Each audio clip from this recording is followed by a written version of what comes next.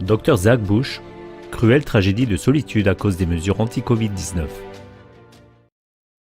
Le Dr Zach Bush est un spécialiste américain de médecine interne, spécialisé en endocrinologie, l'étude des fonctions glandulaires et hormonales. Il est de plus spécialiste du domaine des soins aux mourants.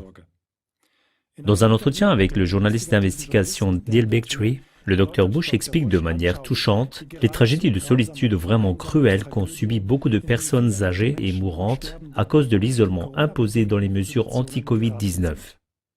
Par là, il ne fait pas que remettre en question les règles sanitaires et la compétence des responsables, mais face à ces mesures, il montre de façon émouvante ce qui peut procurer de l'espoir et donner du sens à la vie dans une telle situation.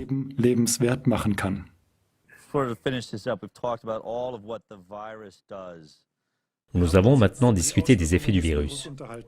Connaît-il des dommages causés? Vous travaillez également avec des personnes âgées. Nous enfermons ces personnes âgées, elles ne reçoivent plus de visites de leur famille. Des personnes meurent tellement seules dans les hôpitaux et leurs proches ne peuvent plus se rendre aux obsèques où on peut vivre l'expérience de faire ses adieux à la personne décédée. Nous sommes devenus carrément inhumains à l'égard de ces personnes âgées qui sont en fin de vie, que ce soit à cause de la Covid ou d'une crise cardiaque qui survient parce qu'elles ne sont pas accueillies à l'hôpital. Y a-t-il de l'espoir pour l'avenir? Y a-t-il un espoir quelconque dans tout cela? Qu'est-ce que nous en apprenons pour l'avenir?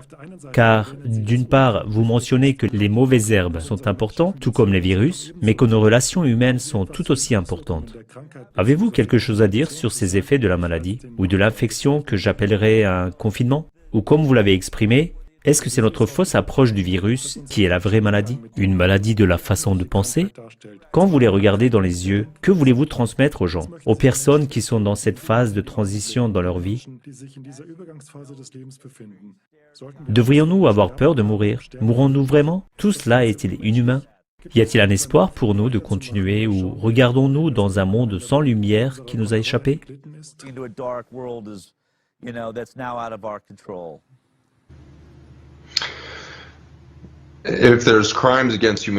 Si un crime contre l'humanité est exercé en ce moment, je ne crois pas que ce soit dans un laboratoire militaire, mais là où, comme je l'ai vu, on laisse des patients mourir seuls. À quel moment de l'histoire avons-nous décidé qu'il fallait laisser en grand nombre les gens mourir seuls? On apprend aux marines à ne jamais laisser un soldat mourir seul sur un champ de bataille. Ils vont plutôt ouvrir le feu des mitrailleuses ou lancer un missile pour récupérer leurs camarades blessés, afin qu'ils n'aient pas à mourir seuls entre les mains de l'ennemi.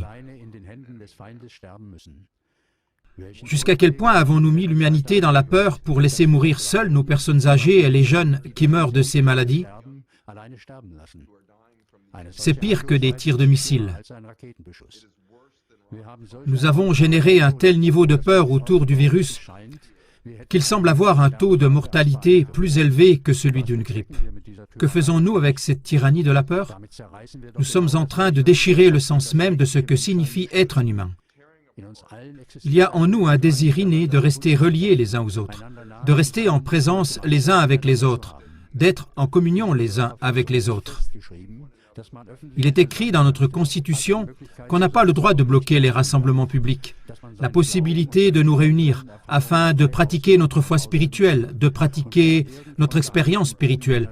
Et si quelque chose est un terrain sacré dans un environnement spirituel, c'est le moment de la naissance d'un enfant ou la naissance d'une personne âgée sur le point de passer de l'autre côté. Il y a deux naissances qui arrivent à un être humain. Et la première est bien sûr extraordinaire. Si on pouvait se souvenir, comme ça a dû être extraordinaire. Quand tu es dans l'utérus de ta mère, tu peux entendre des sons atténués. Tu peux entendre la voix des membres de ta famille et l'aboiement d'un chien. Tu entends la fermeture d'une porte, atténuée certes, mais tu peux l'entendre. Tu peux voir la lumière du matin filtrer à travers la peau du ventre de ta mère et à travers la paroi de l'utérus. Tu peux voir ces transitions d'ombre qui passent. Tu peux voir ce monde magnifique qui est coloré, rouge et orange, tout comme un coucher de soleil intérieur qui se produit autour de toi. Et il y a une obscurité paisible dans la nuit. Et ce silence. Tu sens le battement du cœur de ta mère juste à côté de toi. Tu possèdes ce sanctuaire spécial, cet espace protégé où tu te trouves. Puis, à la fin du 9e mois de ton existence humaine, qui ne connaissait jusqu'alors que ce premier habitat, tu vis soudain cet événement catastrophique, dans lequel une pression énorme s'exerce sur toi, et au moment de sortir, tu es recouvert de microbes. Ton système immunitaire n'a jamais connu cela auparavant. Ta conscience n'a jamais perçu le corps de vie comme un tout qui t'entoure comme une enveloppe. Et maintenant, tu te retrouves dans ce sombre tunnel de compression.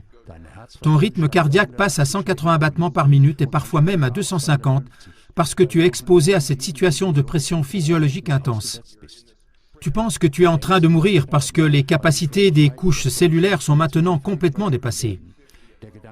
L'idée de mourir surgit parce que la lumière a disparu et que tu ne ressens que cette pression intense. Et puis soudain, tu es à la lumière. Toute la pression est passée et tu peux à peine croire la beauté que tu aperçois autour de toi.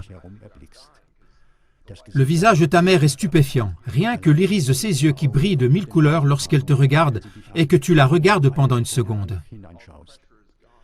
Puis apparaît cette couronne de lumière et de couleurs, semblable à un halo, constituée d'une explosion de structures fibreuses qui vient de la tête de ta mère et que nous appelons des cheveux. Cela ressemble à un arc-en-ciel coloré. Tu es seulement capable de regarder les cheveux de ta mère pendant un moment. Et puis soudain, un paysage incroyable de ton vert et bleu se déploie devant toi, ton premier coucher de soleil. Tu peux à peine croire en la beauté de cette terre. Nous oublions alors cette magie, le fait que nous sommes actuellement vivants. Nous oublions que chaque jour, nous nous mouvons dans un miracle de beauté extraordinaire. D'une certaine manière, nous sommes réduits à l'existence d'un kit de construction à sec, sans aucune diversité microbienne. Par exemple, dans une voiture en plastique qui émet du cyanure et des microtoxines dans l'environnement. Nous nous trouvons dans des bureaux aux piliers recouverts de moquettes dans lesquels des substances cancérigènes sont libérées tout au long de la journée.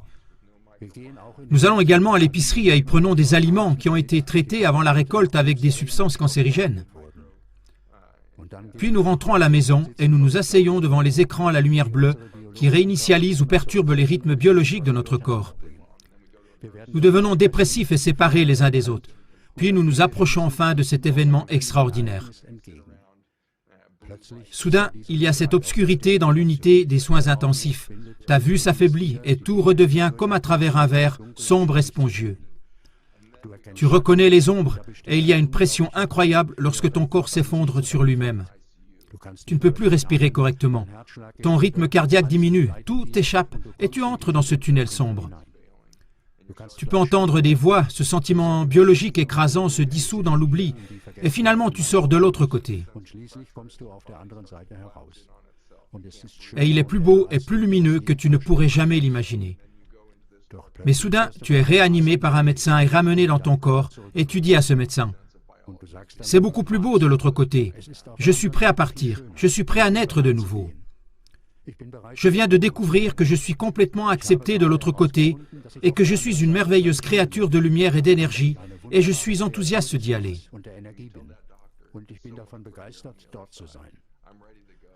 Le danger auquel nous sommes confrontés actuellement n'est pas un virus. Le vrai danger auquel nous sommes confrontés maintenant est que nous nous sommes en quelque sorte stérilisés en termes de mort. Nous avons créé une sorte de stérilité autour du moment de la mort, alors que c'est une des raisons finales pour laquelle nous sommes ici. Nous sommes ici pour vivre une expérience transformatrice, pour découvrir que nous ne sommes pas seulement des êtres biologiques, mais aussi spirituels. Nous sommes des êtres de lumière. Nous sommes des êtres spirituels qui sont piégés un instant dans une coquille biologique. Et nous avons malheureusement appris à craindre toutes ces choses surnaturelles. C'est pourquoi nous passons souvent à côté de la beauté de la vie. Nous passons à côté de la beauté des visages d'êtres chers, par exemple de nos enfants. Nous manquons de reconnaître notre beauté mutuelle et nous nous laissons mourir isolés par peur d'un certain matériel génétique qui est censé flotter dans l'air et qui existe pourtant depuis le début des temps. Les choses ne se passent pas de la bonne façon. Ce n'est pas une théorie de conspiration, pas même le laboratoire d'un gouvernement. C'est le sentiment humain de la peur. Et nous avons peur de notre propre mort, qui est en fait notre renaissance. Nous devons donc nous réorienter vers la vie. Nous devons non seulement remettre notre système médical en harmonie avec la vie, mais aussi notre industrie de production et de biens de consommation, ainsi que notre industrie de l'énergie et des transports, Nous devons tout remettre en harmonie avec la biologie. La biologie nous a montré comment produire de l'énergie propre, comment produire de l'énergie dans la quantité souhaitée.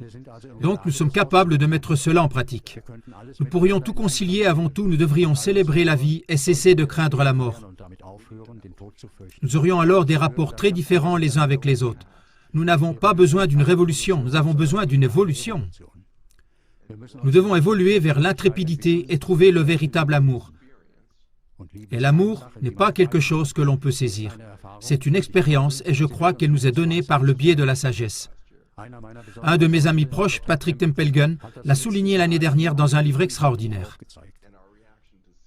L'amour n'est pas le médium sous-jacent. C'est avant tout la beauté. Et notre réaction en reconnaissant cette beauté nous conduit alors à l'amour. Si vous vous sentez mal aimé et que vous avez l'impression de ne pas savoir comment vous aimer ou aimer la personne mourante, arrêtez d'essayer de créer l'émotion humaine de l'amour lui-même. Il suffit de recommencer à percevoir la beauté de la création partout, et alors vous ferez également l'expérience de l'amour.